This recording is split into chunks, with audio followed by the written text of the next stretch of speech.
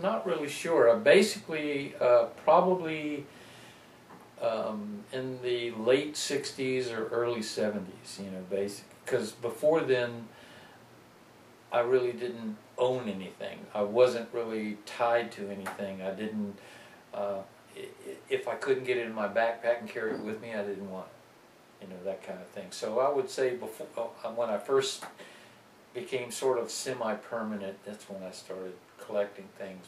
I like Art Deco as far as like the period, but I like anything from like the 20s to the 50s. I like modern, obviously, but I'm eclectic. I'll collect anything if it's unusual.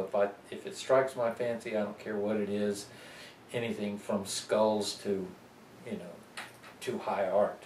You know, if it's unusual and if I've never seen it before, and then I collect it. But Art Deco, like the nudes, I really like the nude lamps. More like Frank art, new art, bronze art, that period, 30s. But that's basically what when I seriously started collecting.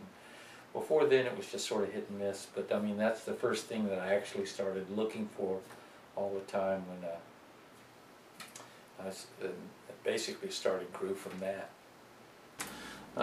These are all pretty much yard sale items. They all come. I'm not really Catholic, but I like the styles, and I like the designs and things like that. So basically, that's what I collect. I look for unusual, glow in the dark. These glow in the dark. I do antique malls, but 99% of everything in here, or everything I get, is yard sales or flea markets or thrift stores. I have bought things from antique malls, but usually it's because whoever I buy it from doesn't know what it is, kind of thing. And I'm not a wealthy person, so I don't have a lot of money to spend. You would know it from all the junk in here, but you know, if I spend $20 on something, that's a lot of money to me. So basically, it has to be something really, really unusual before I'll go high dollars on something. We've had all this stuff forever, and we've talked about it for years.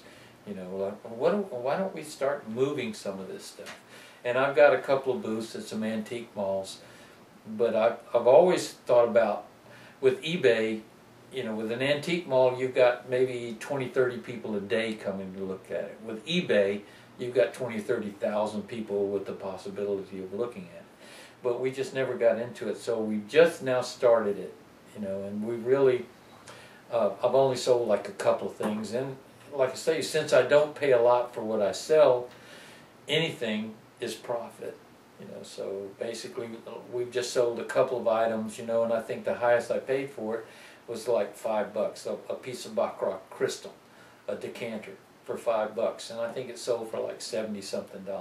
So, I mean, like I said, it was a yard sale find, $5 for Baccarat, and everybody says it's worth more than that, but it's only worth what you sell it for. That's so and cool. I'm still, you know, like I said, that's 70 times what I paid for it, so I can't complain.